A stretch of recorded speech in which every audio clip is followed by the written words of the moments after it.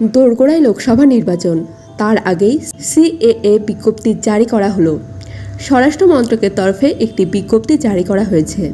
2019 সাল উত্তরবঙ্গের আলিপুরদুয়ার থেকে সিএএ প্রসঙ্গ তুলে দিয়েছিলেন কেন্দ্রীয় স্বরাষ্ট্রমন্ত্রী অমিত শাহ। এরপরে শুরু হয়েছিল স্বপ্ন বোনার কাজ। অবশেষে ঠিক ভোটের মুখে বড় ঘোষণা করল স্বরাষ্ট্র মন্ত্রক। আগামীকাল থেকে বাসিন্দারা এ নিয়ে আবেদন করতে পারবেন। 2019 সালের ডিসেম্বর মাসে নাগরিকত্ব সংশোধনী আইন সংসদে পাশ করা হয়েছিল। সেই সময়ে গোটা দেশ জুড়ে প্রতিবাদের ঝড় উঠেছিল। মূলত অবিজেপি রাজ্যগুলি থেকেই এই প্রতিবাদের ঝড় উঠেছিল। তবে ভোটের মুখে সিএএ নিয়ে বিজ্ঞপ্তি জারি করা হলো। 2014 সালের আগে ভারতে এসেছেন ধর্মীয় সহ নানা কারণে অন্য দেশের নাগরিকেরা এবার নাগরিকত্বের জন্য আবেদন করতে পারবেন। সিএএ নাগরিকত্ব দেওয়ারই আইন, নাগরিকত্ব কেড়ে নেওয়ার আইন নয়।